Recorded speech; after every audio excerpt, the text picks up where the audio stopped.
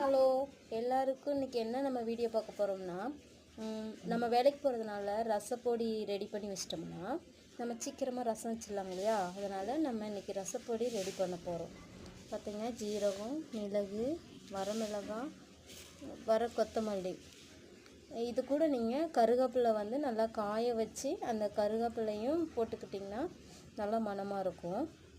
வாங்க இதை வந்து லைட்டாக பொன்னிறமாக வறுத்துட்டு வரலாம். இப்போ வந்து இதை நம்ம பொன்னிறமாக வறுக்க போகிறோம். பொன்னிறமாக வறுத்துட்டு அரைக்க போகிறோம்.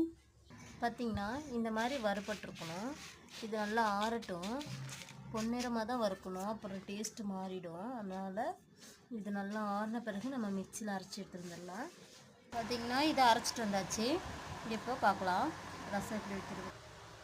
பார்த்திங்கன்னா இப்போ தக்காளி வேக வச்சு நான் எடுத்துட்டேன். அப்புறம் நம்ம அவசரத்தில் ரசம் வைக்கிறதுக்காக இந்த பொடி ரெடி பண்ணினேன். இங்கே பாருங்கள், பூண்டு மட்டும் தட்டி போட்டுட்டு அப்படி வச்சிடலாம். எண்ணெய் ஊற்றியாச்சு, பெருங்காயம் போட்டுக்காச்சு, அப்புறம் இந்த மிளகு ஜீரகம் எண்ணெயில் கொஞ்சம் இப்படி வறுத்துட்டா அந்த மனம் வந்து பக்கத்து வீடு வரையும் கேட்கும். அதுக்காகத்தான் இப்படி வறுக்கிறோம். ரசம் ரெடி பாருங்கள். ரசம் இந்த மாதிரி முட்டை கொதி வரும்போதே இறக்கிடணும். கொதிச்சிச்சுன்னா டேஸ்ட்டே மாறிடும்.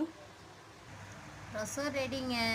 இது கூட சிக்கன் சில்லி சிக்கன் கிரேவி வச்சு சாப்பிட்டா சூப்பர்.